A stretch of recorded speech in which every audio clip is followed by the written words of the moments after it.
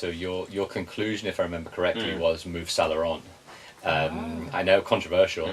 I just had a couple of nuances there. The first was the reports were that actually he might be willing to accept a 1-year extension, which I find totally fascinating, because when you're probably in his position of strength as Salah probably is, it's not, you would probably accept a discount per year over stability of a longer term deal. Or performance, like put in performance bonuses instead, right? Which you'd have thought Liverpool probably are going to offer, but as you get a bit older, you are less likely to want those performance bonuses, because they're going to include appearances, because you're probably going to tail off at some point, even if Salah believes he probably isn't. So I think the whole, is it 1 year, is it 2 years, is it 3 years? The longer it is, does it actually, as you said and on the pod, does Salah actually retain a transfer value?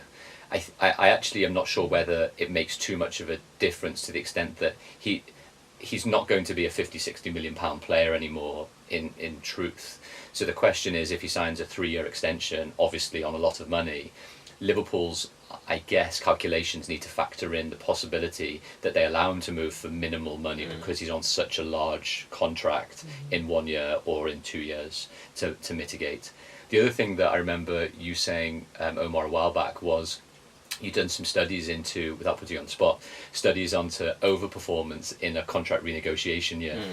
And I just wonder whether, obviously he's playing well, you said at the moment his stats whether he's the most informed player in the planet.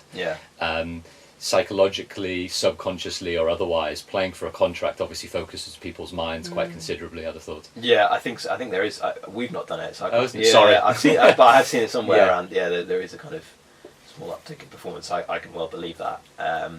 The transfer fee one's interesting, because actually I think the market's different to what it was even 18 months ago compared to 4 or 5 years ago with Saudi Pro League clubs. Firstly, they've got limitations on international players, although obviously you'd open up a space for Salah if you could.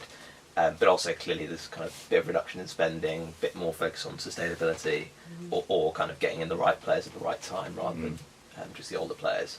That was the obvious kind of exit market in some ways, because you can't see the likes of Real Madrid, Barcelona, Bayern Munich already burnt by buying Sadio Mane, and I guess getting Sadio Mane on a free from Liverpool. All these clubs, you can't see them spending anything on transfer fees really. Salah's probably recognising that. He seems pretty well settled in Liverpool. I think, if anything, you might have thought, you leave 2-3 years ago, right? If you really wanted that move to Real Madrid or whatever,